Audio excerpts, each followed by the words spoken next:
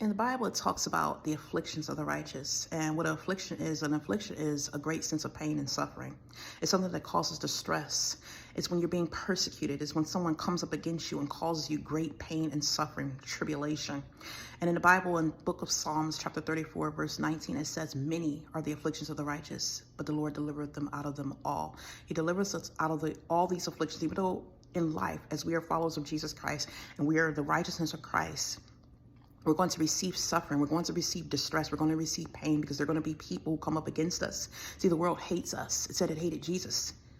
And the enemy, the devil, he is inside. He is influencing those who are of the world, meaning they have not given their lives over to Jesus Christ, or many of them are just walking according to their flesh. So the enemy can influence them to come up against us. And a lot of times the enemy will use people to cause us pain, and people will cause us great distress. We'll face persecution, slanderings, oppression. But the good thing is we can now receive a sense of hope in that suffering. We can receive a sense of hope because we know that it says in the Bible that the Lord will deliver us out of all the afflictions. Even though we have a ton of afflictions, the Lord is our Savior. He is our hope of refuge and peace. He's going to bring forth deliverance to his people. So we have to stay patient. We have to continue to hope and look forward to it, because it says when we trust in God and we hope in him, we will not be disappointed. He is faithful and just to honor his word. And he's not going to let those who persecute us get away with it. It talks about the wicked and the destruction that's going to come to them. And there are a lot of people who are suffering all over. They suffer all over. Many people, the poor, are suffering. As you know, we had this great winter storm recently that passed. And in the winter storm, it was so cold. It was very cold. I talked about this. It was really cold. And many people have lost their lives. And I saw where it was broadcast over the news, where there were people, elderly people, people who were disabled, people who were poor, who were sitting in their houses. And they did not have heat. They did not have central heat. They had to use little portable heaters, and many of them had to use their stoves. They had to turn on their stoves to provide warmth. And I myself, I know what it's like. As I told you, I sit in a house where I don't have heat. I have to warm up my house with 2 portable heaters. And sometimes it's not enough. When it's really cold outside, it's still freezing. It's still freezing. And we don't even have hot water. The hot water heater has went out, it's gone out, and they did not replace it. They know the heater's broken. They did not replace it. So imagine I have to wash my dishes in freezing cold water. If you imagine the ice, the pipes are frozen. They were frozen. Many people's pipes have burst. And so I was washing washing my dishes in freezing cold water.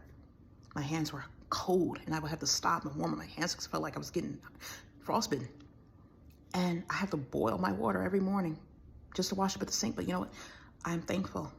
I'm thankful because I know that God is going to deliver me out of the oppression. I know that God's going to deliver me. He's going to deliver every one of us who trust in him, those who are righteous.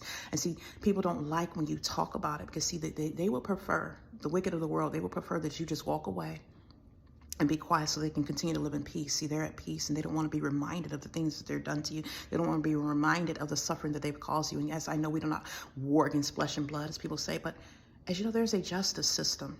Just like here on this earth, there's a justice system and there's a law. When people break laws and they commit crimes and injustice against people, against others, there are consequences for them to pay.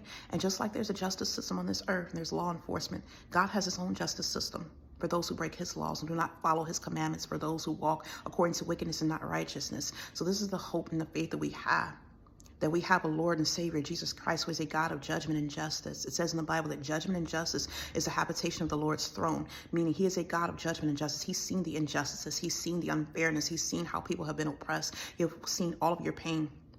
Many of you have suffered who do not even have a voice, who cannot talk about your suffering. Or many of you probably, you don't have a means to speak out about your suffering. Or maybe you have spoken out and has fallen on deafened ears. But I'm letting you know that God has not. He's heard it. His ears have not been deafened to the righteous. He hears the prayers of the righteous. He sees every tear you cry. He sees your pain. And this is something you can comfort yourselves in, knowing that the wicked are not going to get away with it.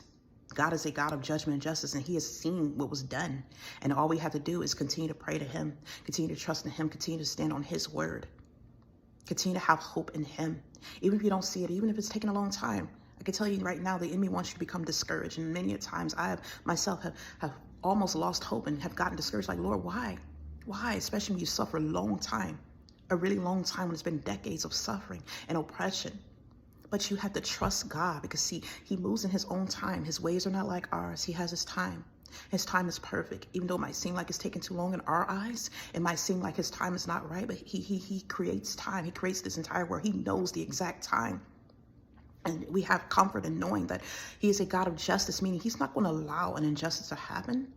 If you continue to trust him and you do not give up hope and you do not walk away from him, you continue to serve him. And you're faithful to him. He is faithful and just to honor his word. It says he's not a man that he should lie. He will watch over his word to perform it. He will watch over his word. So he's going to stand on his word regardless. It's people who are fickle. It's people who are up and down and wishy-washy. We have to stay steadfast. Meaning steadfast means that you're going to continue to hope in God no matter what it looks like. No matter how dire it becomes. This is how come I can get up here. This is why I can still continue to encourage others and I can continue to stay strong despite all the suffering and oppression I've done, because I have that trust in God. I have that faith in him. And I'm letting you know that God is a just God. Whether you believe it or not, don't listen to the lies of the devil. The devil might try to get you to think, oh, he's not just. He doesn't care about your pain. He doesn't care about whatever someone did to you. He's going to allow them to get away. But no, he's not that type of God. When you stand on his word and you trust in him, he will deliver. He will honor his word. He's faithful and just to perform his word. So continue to trust in God. Continue to have hope in him. Don't look around at what's going on. Continue to fixate your mind on him. Get up every day and serve him. Thank him. No matter how you're living, continue to thank God, because we have a God of justice. He's going to get justice. It says that in his Bible. He's going to get justice. He's going to deliver us.